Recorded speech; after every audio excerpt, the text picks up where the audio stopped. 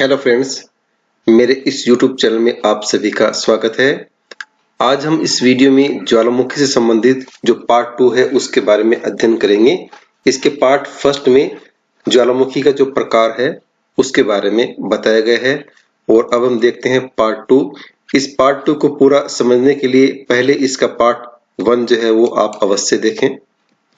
Part 2 में हम देखेंगे कि किस प्रकार से ज्वालामुखी का जो विश्व वितरण है, विश्व प्रतिरूप है, उसके बारे में। तो सबसे पहले हम देखते हैं ज्वालामुखी का विश्व वितरण। परंपरागत वितरण प्रतिरूप देखते हैं पहले हम। यदि ज्वालामुखी के विश्व वितरण पर ध्यान दिया जाए तो साफ स्पष्ट हो जाता है कि विश्व के अधिकांश ज्वालामुखी जो नवीन वलित श्रेणियां हैं, जैसे रॉकीज है, एंडीज है, आल्प्स है, हिमालय है, इसके अलावा भूभ्रंश घाटियों के सहारे, जिसमें अफ्रीका भूभ्रंश घाटी जिसे रिफ्ट वैली, सागर तटीय भागों खासकर महाद्वीपीय मग्न तटों तथा मध्य महासागरीय कटक के सहारे जो है ये ज्यादा पाए जाते हैं। ज्वालामुखी का उद्गार वहीं पर हो सकता है जहां पर उद्गार के लिए पृथ्वी की गहराई में पर्याप्त मैग्मा मौजूद हो।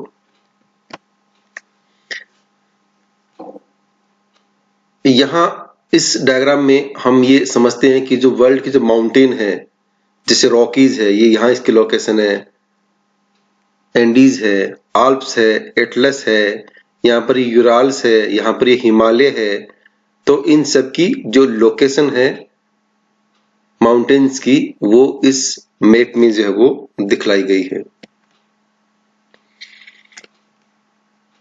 और इस वर्ल्ड के मानचित्र में जो ज्वालामुखी है, यहाँ पर जो रेड डॉट्स लगाए गए हैं, उन रेड डॉट्स से हमारा ये मतलब है कि यहाँ पर जो ज्वालामुखी का जो विस्फोट वाला क्षेत्र है, ज्वालामुखी वाला क्षेत्र, यहाँ पर आप इनमें देख सकते हैं कि कहाँ पर डॉट्स कम है, कहाँ पर डॉट बहुत पास पास में है और कहाँ पर डॉट्स जो है वो बहुत ज्यादा है। तो इस प्रकार से पूरे विश्व में ज्वालामुखी का जो डिस्ट्रीब्यूशन है वो इस वर्ल्ड के मैप में दिखलाया गया है। और इस वर्ल्ड के मैप में जो मोस्ट एक्टिव वोल्केनो है वर्ल्ड में, उनकी जो लोकेशन है वो यहाँ पर दिखलाई गई है कि ये जो ज्वालामुखी है ये सबसे ज्यादा एक्टिव ज्वालामुखी है। यहाँ पर ये इनकी सबकी लोकेशन जो है वो आप देख सकते हैं।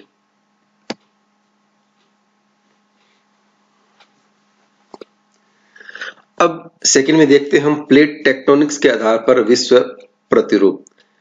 लगभग 15% ज्वालामुखी रचनात्मक प्लेट किनारों, कंस्ट्रक्टिव प्लेट मार्जिन, जहां पर मध्य महासागरीय कटक दो प्लेट विपरीत दिशाओं में अपसित या डाइवर्ज होते हैं के सहारे आते हैं। ये प्लेट्स क्या होते हैं, इन प्लेट्स का मूवमेंट किस प्रकार का होता है, इससे संबंधित एक वीडियो पहले ही अपलोड किया जा चुका है। प्लेट्स को समझने के लिए आप उस वीडियो को अवश्य देखें।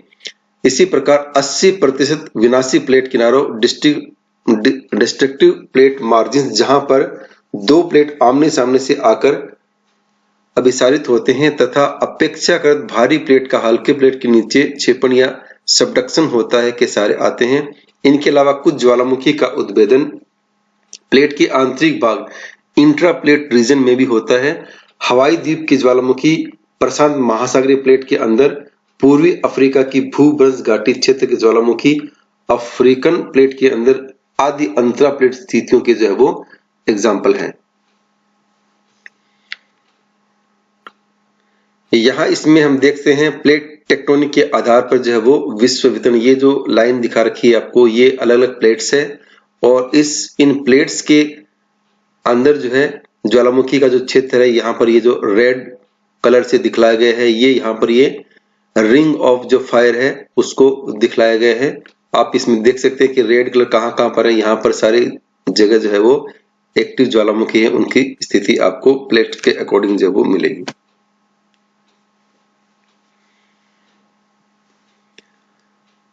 ज्वालामुखियों की निम्न मेखलाबद्ध वितरण प्रणाली प्रस्तुत जो है वो की जा सकती है। पहला है परिप्रशांत महासागरीय मेखला, यानी कि किस प्रकार से जो अलग अलग जो बेल्ट है ज्वालामुखियों के विश्व में, उनकी चर्चा हम करेंगे।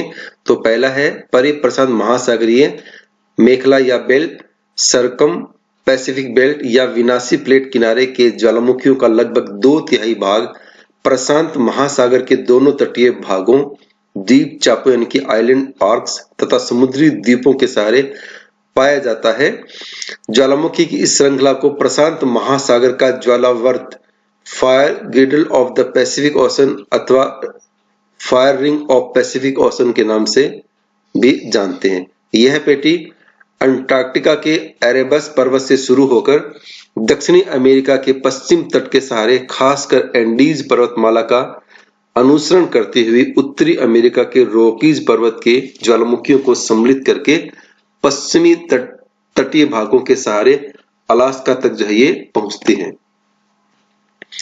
यहाँ हम ये पैसिफिक ओशन जो प्रशांत महासागर है उसका पूरा ये ज्वालामुखी का बेल्ट जो है वो हम देख सकते हैं और इसको रिंग ऑफ फायर के नाम से भी जाना जाता है।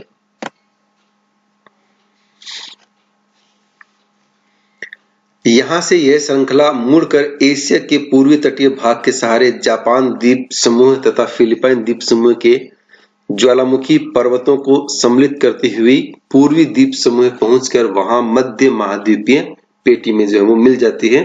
विश्व के अधिकांश ऊंचे ज्वालामुखी पर्वत इसी पेटी या बेल्ट में पाए जाते हैं। इस पेटी में अधिकांश ज्वालामुखी श्रृंखला के रूप में यानी कि ऐसे पंक्तिबद्ध कतार के रूप में जो है वो पाए जाते हैं।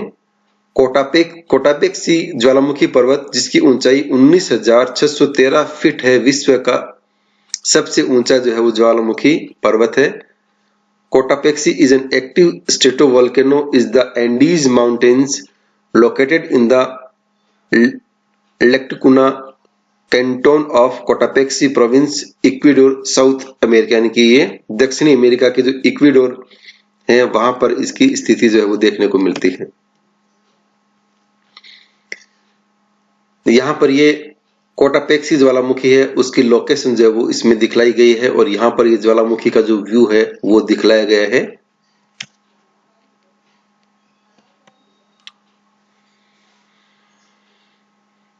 दूसरी बेल्ट का नाम है मध्य महाद्वीपीय मेखला, मिड कॉन्टिनेंटल बेल्ट या महाद्वीपीय प्लेट अभिसरण मेखला। इस मेखला का प्रारंभ रचनात्मक प्लेट किनारों अर्थात मध्य अटलांटिक यानी कि मध्य महासागरीय कटक अपसरण मंडल डाइवर्जेंस जोन से होता है। यद्यपि अधिकांश ज्वालामुखी विनाशी प्लेट किनारों के सहारे आते हैं क्योंकि यूरेशियन प्लेट तथा अफ्रीकन एवं इंडियन प्लेट दोनों ये जो महाद्वीपीय प्लेट है का अभिसरण जो वो होता है। यह मेखला यानी कि बेल्ट आइसलैंड जो कि मध्य अटलांटिक कटक के ऊपर स्थित है के हेकला पर्वत से प्रारंभ होती है। यहाँ पर दरारी उद्गार वाले अनेक ज्वालामुखी जो है वो पाए जाते हैं। यहाँ पर हम ये इस स्लाइड में देख सकते हैं कि मिड कॉन्टिनेंटल जो बेल्ट है उसकी जो लोकेशन है वो किस प्रकार से है। ये आपका पूरा ये यूरोप और एशिया, यूरेशिया और ये अफ्रीकन प्लेट है।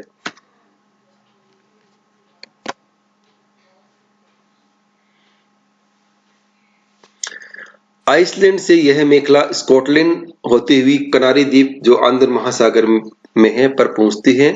यहाँ पर इसकी दो शाखाएं हो जाती है। प्रथम शाखा आंध्र महासागर से होती हुई पश्चिमी द्वीप समूह तक जो है वो जाती है।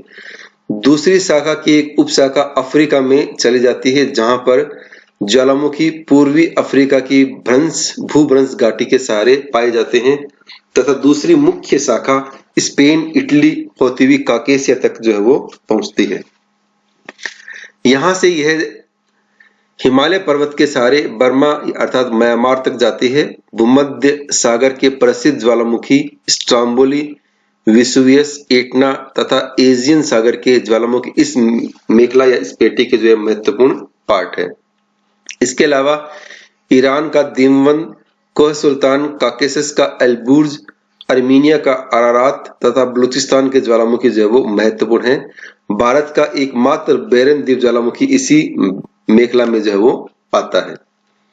यहाँ पर हमें देख सकते हैं कि जो भारत में जो ये अंडमान आइलैंड है उसमें नीचे यहाँ पर ये बैरन आइलैंड की स्थिति जो है वो उसको हम देख सकते हैं। इसी को यहाँ पर भी इस स्लाइड में भी दिखलाया गया है कि किस प्रकार से जो बैरन आइलैंड है यहाँ पर भी इनके लोकेशन हम देख सकते हैं।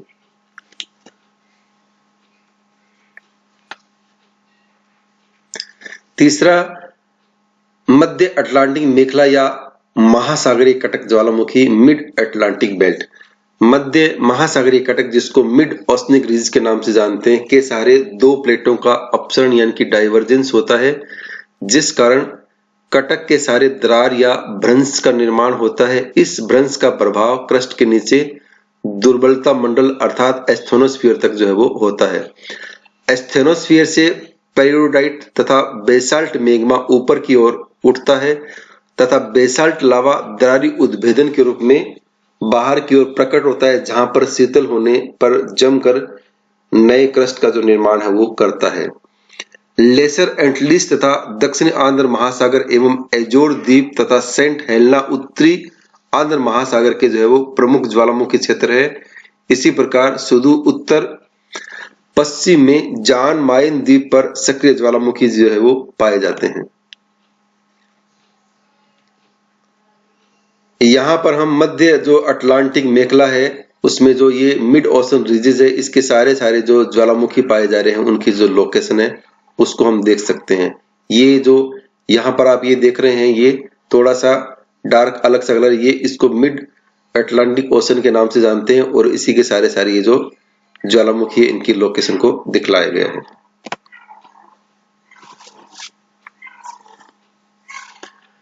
चौथा है अंतरा प्लेट ज्वालामुखी, इंट्रा प्लेट वोल्केनोज।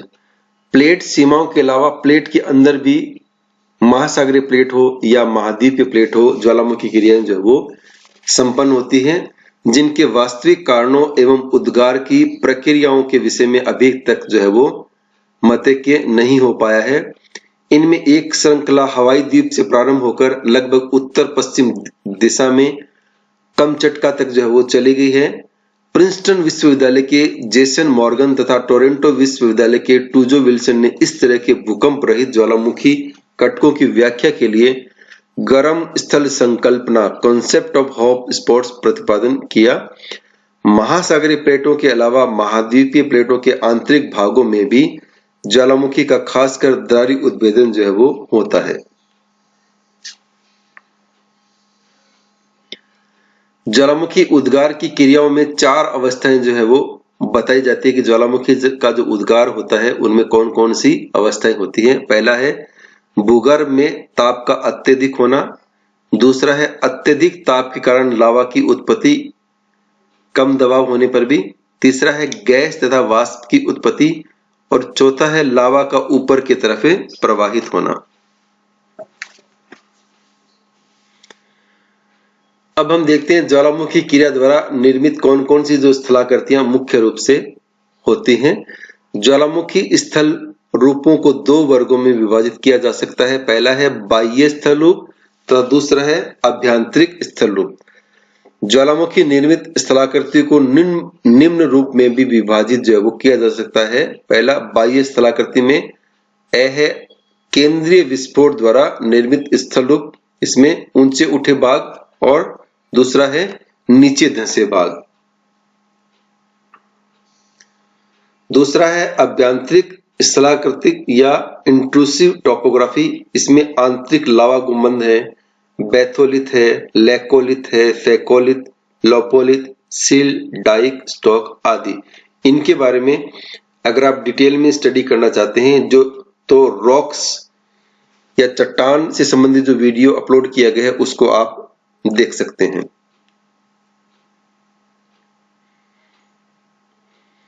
अब है बाह्य स्थलाकृति एक्सट्रूसिव टोपोग्राफी। पहला है इसमें केंद्रीय विस्फोट द्वारा, केंद्रीय उद्गार द्वारा तीव्र गैस तथा वाष्प पर्याप्त लावा तथा विखंडित पदार्थों के साथ प्रकट होते हैं। इन पदार्थों के जमाव से अनेक प्रकार के जो शंकु हैं या कौन से की रचना होती है, उन्हें ऊंचा उठा भाग जो है वो कहा जाता है। इसके अलावा विस्फोट के समय ज्वालामुखी का कुछ भाग जो वो उड़ जाता है या नीचे धंस जाता है। इस प्रकार के बने आकारों में जो क्रेटर है तथा काल्डेरा कोन है वो प्रमुख है। इन्हें धंसे हुए भाग के नाम से भी जाना जाता है। यहाँ हम देख सकते हैं कि किस प्रकार से जो ज्वालामुखी क्रिया से जो क्रेटर का जो निर्माण होता है वो उसका एक व्यू यहाँ हम देख सकते हैं। इसी प्रकार से जो काल्डेरा है उसका भी एक व्यू हम इस स्लाइड के माध्यम से देख सकते हैं।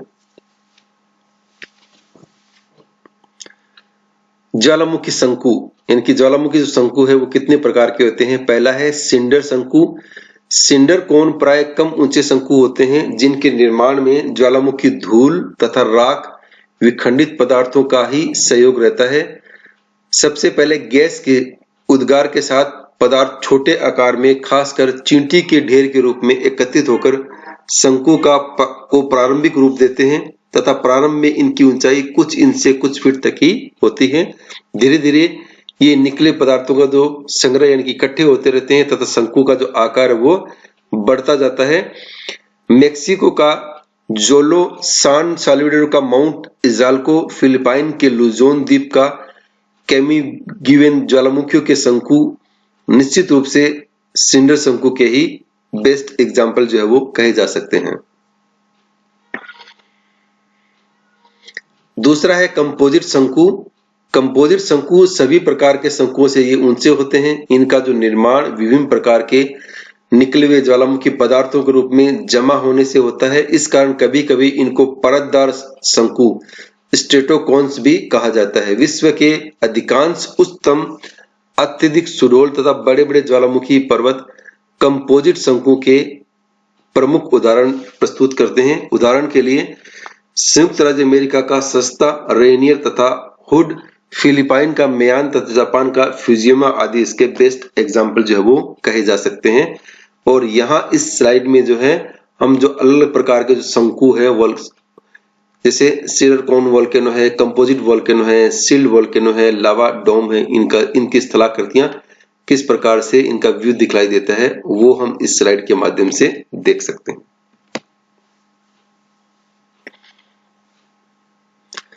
नेक्स्ट है परपोषित शंकु। जब ज्वालामुखी शंकु का अत्यधिक विस्तार हो जाता है तो उसमें फटन हो जाने के कारण ज्वालामुखी की मुख्य द्रोणी या नली से छोटी छोटी उप शाखाएं निकल आती हैं।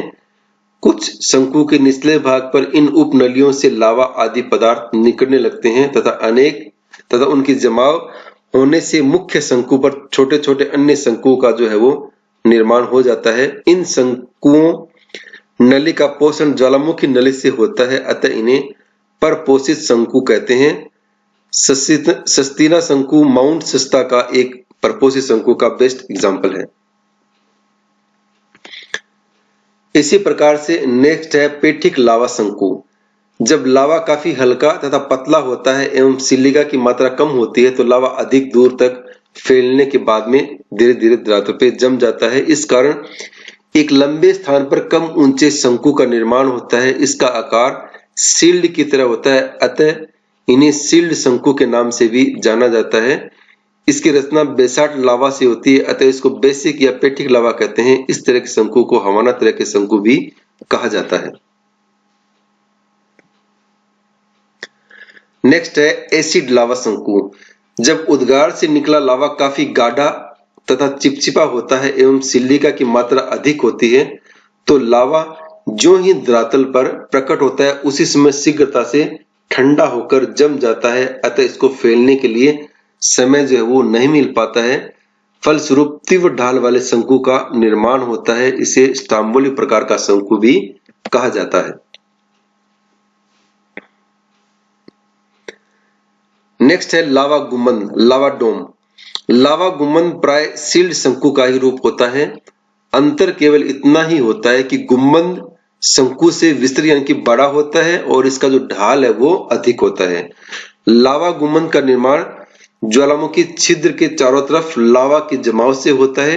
उत्पत्ति के अनुसार तथा निर्माण के स्थान के आधार पर लावा गुंबद को 3 भागों में विभाजित किया जाता है। पहला है डॉट गुंबद, आंतरिक गुंबद तथा बाह्य गुंबद। नेक्स्ट इसमें है लावा डॉट, लावा प्लग।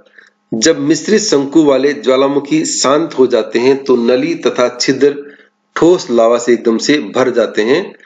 जब शंकु अपर्दन द्वारा नष्ट हो जाता है तो नली में जमा डाट या प्लग दीवार की तरह दिखाई देता है। इस प्रकार प्लग से पूरी नली भर जाती है तो उसे ज्वालामुखी ग्रीवा वोल्केनिक नेक कहते हैं। ब्लैक हिल्स तथा डेविल टावर जो है वो इसके बेस्ट एग्जाम्पल है।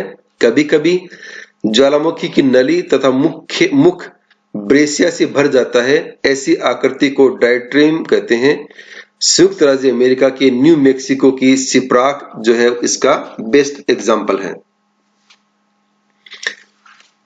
यहां हम इस स्लाइड में देख सकते हैं कि किस प्रकार से जो लावा डार्ट है उसका जमाव जो है वो होता है।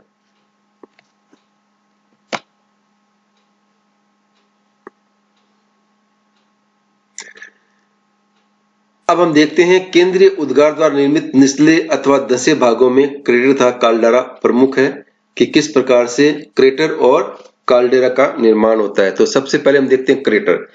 ज्वालामुखी के छिद्र के ऊपर स्थित गर्त यानी कि खड्डे को क्रेटर या ज्वालामुखी का मुख कहते हैं। प्राय क्रेटर कीपाकार यानी कि जो कीप होता है उसके आकार का होता है, जिसका ढाल जो है शंकु पर आधारित होता है। काल्डेरा तथा क्रेटर में अंतर होता है। काल्डेरा क्रेटर से बहुत अधिक विस्तृत या बड़ा होता है, यानी कि जो काल्डेरा है वो क्रेटर से काफी बड़ा होता है। अलास्का संयुक्त राज्य अमेरिका के शांत ज्वालामुखी एनिया कचक का क्रेटर व्यास से 6 मील जो है वो लंबा है। क्रेटर में जब जल भर जाता है तो उसको क्रेटर झील जो है उसकी रचना होती है। जब किसी ज्वालामुखी की क्रेटर का पर्याप्त विस्तार हो जाता है तथा पुनः ज्वालामुखी का उद्गार छोटे पैमाने पर होता है तो क्रेटर के अंदर छोटे शंकुओं पर कई क्रेटर बन जाते हैं। इस प्रकार की आकृति को घोंसलादार क्रेटर यानी कि नेस्टेड क्रेटर या सामूहिक क्रेटर के नाम से जाना जाता है। फिलिपाइन द्वीप के माउंट ताल ज्वालामुखी के क्रेटर में 3 क्रेटर पाए जाते हैं।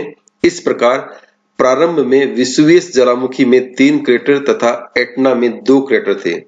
इस प्रकार के क्रेटर का निर्माण तभी हो सकता है जबकि बाद वाले ज्वालामुखी उद्गार प्रथम उद्गार से तीव्रता में कम हो तथा यह तीव्रता क्रमशः घटती जानी चाहिए। कभी कभी पुराने ज्वालामुखी शंकु के ढालों पर तथा परपोषित शंकु यानी कि पैरासाइट कॉन्स में भी मुख्य क्रेटर के अलावा अन्य क्रेटर जो है वो पाए जाते हैं। जब प्राचीन शंकु में फटन या दरार हो जाती है तो उसके सहारे गैस आदि निकलकर बैंकर विस्फोट के साथ क्रेटर का निर्माण करते हैं। ऐसे क्रेटर को आश्रित क्रेटर जो है के नाम से जाना जाता है।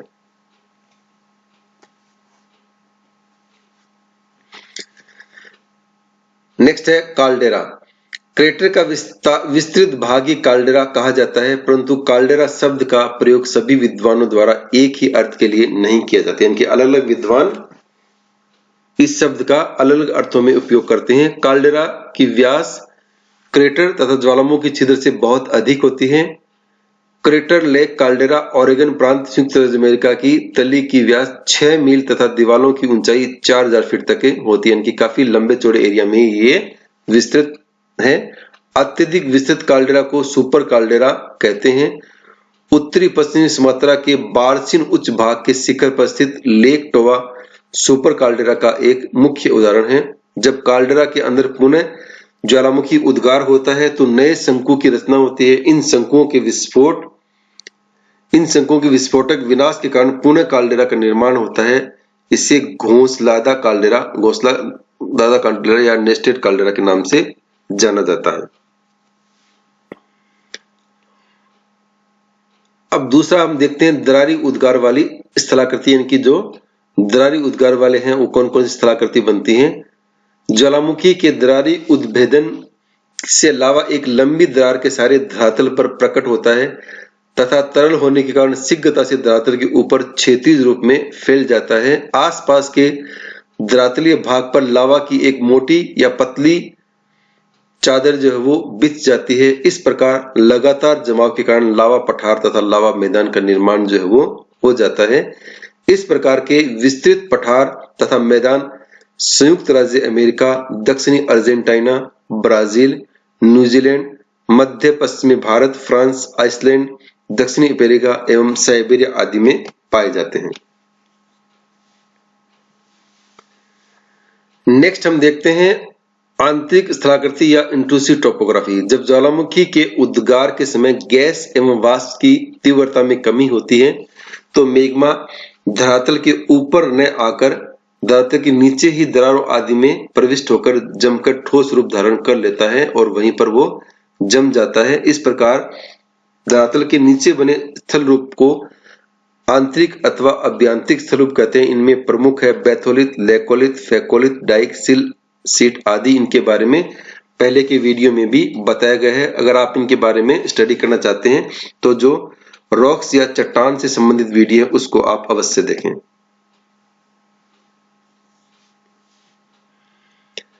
नेक्स्ट है गैसर।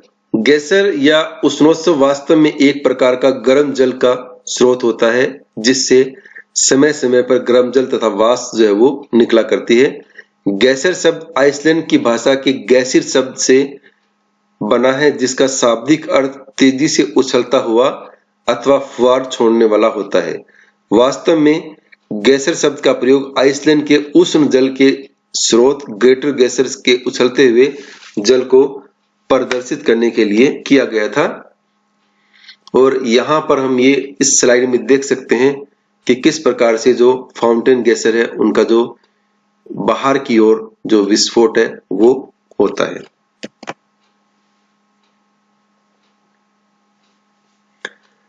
इस आधार पर गैसर को दो वर्गों में विभाजित किया जाता है। पहला है कुंड गैसर अर्थात पूल टाइप ऑफ गैसर। जब गैसर का उद्गार खुले बड़े छिद्र से या कुंड से होता है तो उसे कुंड प्रकार का गैसर कहते हैं। इस प्रकार के गैसर से अत्यधिक मात्रा में गर्म जल तथा वाष्प बाहर निकलती है। इस प्रकार के गैसर की नली काफी विस्तृत होती है तथा अधिक जल धारण करने की क्षमता रखती है। जल की अधिकता तथा ऊपर जाने की तीव्रता के कारण कुंड के पास जमाव जो है वो नहीं हो पाता है। दूसरा है संकरे गैसर, नोजल टाइप ऑफ गैसर। जब गैसर का उद्गार पतले अथवा संकरे छिद्र अथवा सुराख से होता है तो उसे संकरा गैसर कहते हैं। इस प्रकार गैसर अपने जमाव द्वारा शंकु बना लेते हैं तथा उनके बीच में संकीर्ण छिद्र से गर्म जल तथा वाष्प बाहर निकलती है, परंतु इनकी मात्रा जल तथा वाष्प प्रथम की अपेक्षा नितांत कम होती है। इनका मुख्य कारण गैसर द्रोणिका कम विस्तृत एवं छोटा होना होता है। उत्तरी अमेरिका में गैसर येलोस्टोन नेशनल पार्क में, एशिया में तिब्बत में, यूरोप में आइसलैंड में तथा न्यूजीलैंड में गैसर पाए जाते हैं। केवल दक्षिणी अमेरिका तथा अफ्रीका में गैसर कम पाए जाते हैं या अभाव पाया जाता है। फिर भी ओजोर्स में कुछ गैसरों के प्रमाण जो है वो मिलते हैं।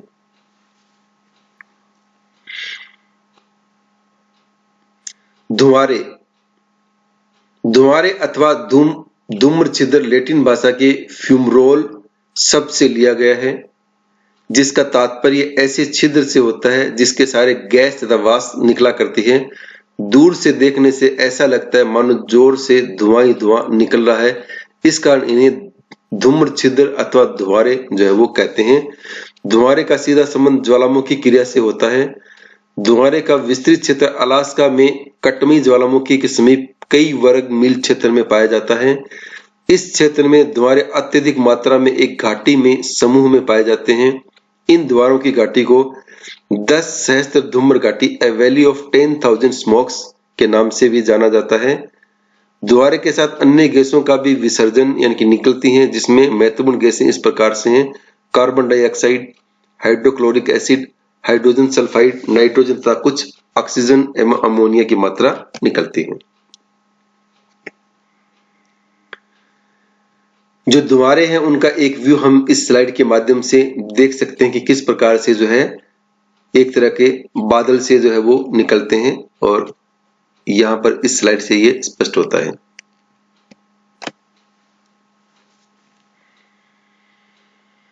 धुआरे के साथ वाष्प तथा गैस के साथ साथ कुछ खनिज पदार्थ भी बाहर निकलते हैं। इनमें गंधक जो है वो प्रमुख होता है। ऐसे धुआरे जिनसे अधिक मात्रा में गंधक निकलता है उन्हें गंधकीय धुआरे अथवा सोल्फतारा कहते हैं। इटली के नेपल्स नगर के पास एक सोल्फतारा नामक गंधकीय धुआरा है जिससे सदैव गंधकीय धुआं निकलता है। इसी आधार पर ऐसे धुआं जिनकी गंधक का धुआं निकलता है स्वल्प तारा कहते हैं। विश्व के प्रमुख धुआं में अलास्का की 10 सहस्त्र धूम्र घाटी, ईरान का कोह सुल्तान द्वारा तथा न्यूजीलैंड की प्लेंटी की खाड़ी में हवाई टापू का द्वारा आदि प्रसिद्ध है।